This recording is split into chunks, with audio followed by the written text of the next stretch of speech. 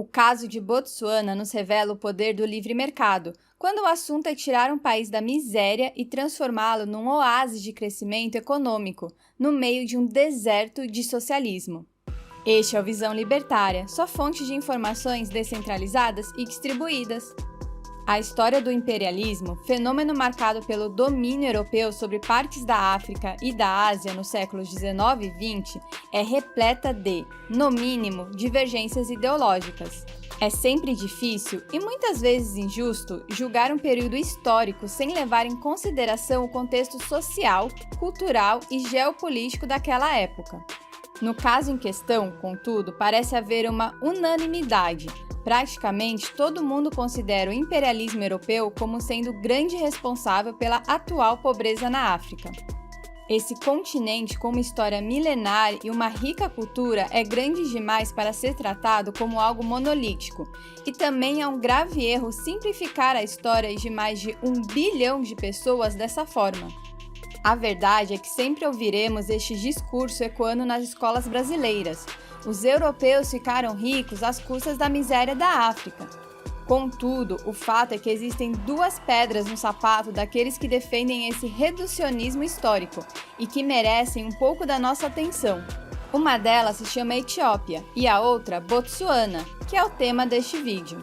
Falando do primeiro caso, a Etiópia tem por característica ser o único país africano que nunca se tornou uma colônia europeia. Contudo, e ainda assim, a Etiópia é um país extremamente pobre, que foi sinônimo de fome e miséria durante muito tempo. Em outras palavras, a culpa do desastre etíope não é a colonização europeia direta.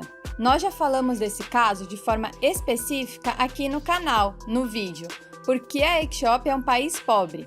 Link na descrição. Já a Botsuana representa o extremo oposto do caso etíope. O país, considerado como berço da espécie humana, localizado entre a África do Sul, a Namíbia e o Zimbábue, foi integralmente colonizado pelos britânicos no século XIX. Contudo, e apesar de sua independência tardia, em 1966, a Botsuana conseguiu se desenvolver economicamente, apresentando um crescimento formidável nas últimas décadas, principalmente se comparado a seus pares africanos. A diferença fundamental entre o primeiro caso e o segundo reside justamente nas decisões tomadas após a independência e não tem relação direta com seu passado colonial. A coisa é bastante simples. Enquanto a Etiópia seguiu pelo socialismo, a Botsuana seguiu pelo livre mercado.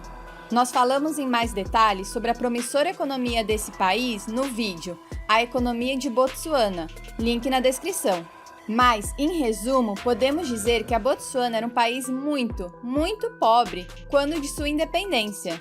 Não é força de expressão dizer que, quando os britânicos chegaram por lá, por volta de 1880, aquilo era tudo mato. Os povos que habitavam a região viviam ainda no Paleolítico. Decorridos 80 anos de colonização, quando da independência, o pouco de infraestrutura que havia no país fora deixado pelos britânicos. E estamos falando de pouca coisa mesmo.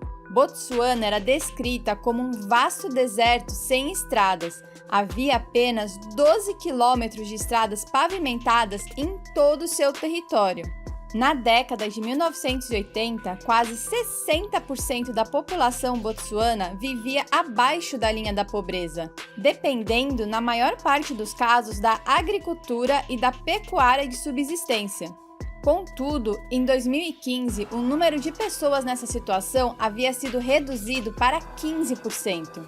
Sim, é um padrão ainda alto, mas se compararmos com a média de pobreza na África subsaariana, que é de 35%, veremos o quão efetivos são os resultados econômicos obtidos pelos botsuanos nas últimas décadas. Além disso, a educação em Botsuana merece destaque. Enquanto na África subsaariana a taxa média de analfabetismo é de 32%, em Botsuana essa taxa é de apenas 10%. Mas, afinal de contas, o que levou o país a todo esse relativo sucesso? Bem, estamos falando de uma nação que, sob todos os aspectos, é um ponto fora da curva no que se refere à realidade africana. Botsuana passou por tudo o que outros países próximos passaram. Foi colonizada por europeus, seu território foi definido de forma arbitrária, com diversos povos diferentes sendo agrupados dentro de suas fronteiras, e, quando de sua independência, não havia muito a ser administrado.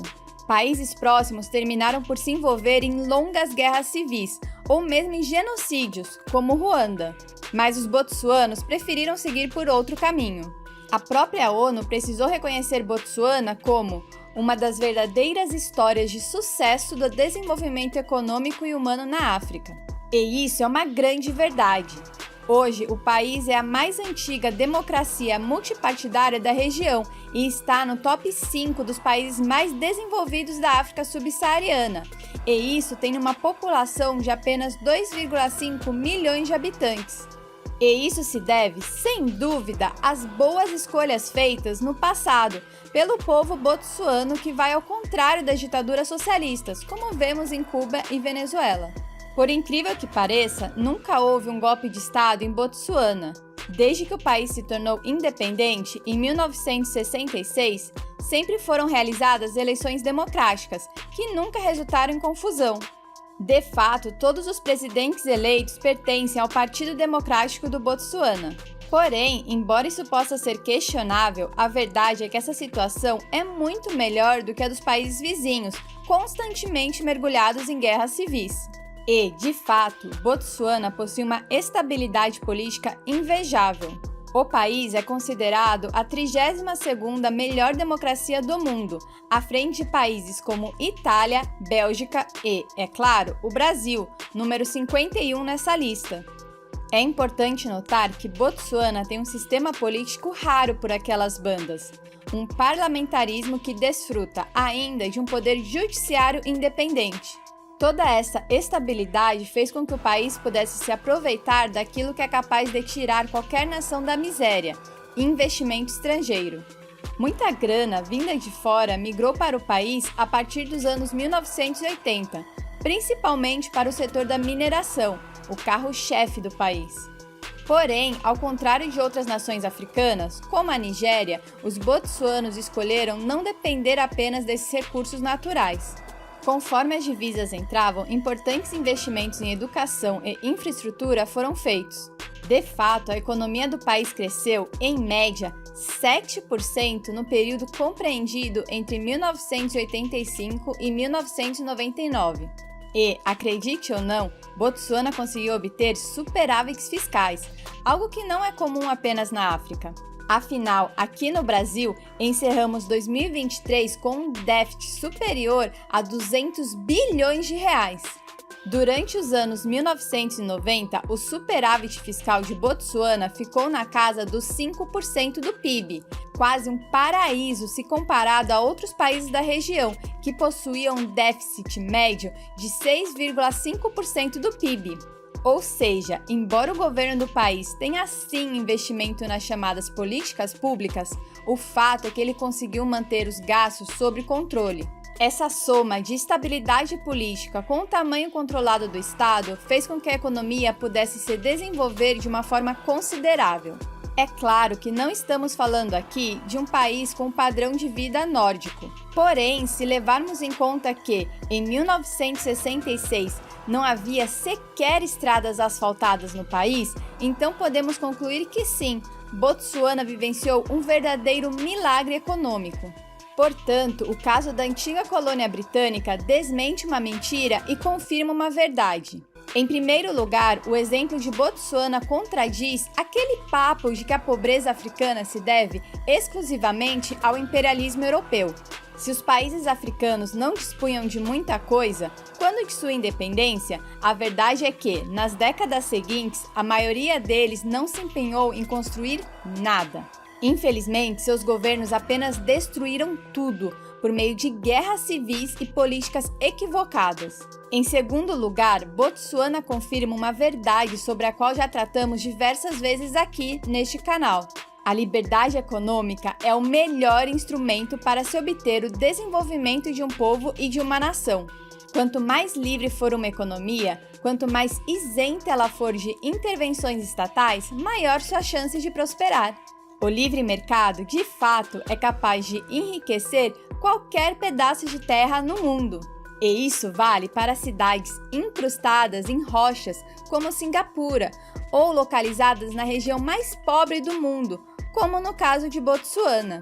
Ambos os países possuem, em comum, para além da colonização britânica, também a liberdade de mercado e a estabilidade política.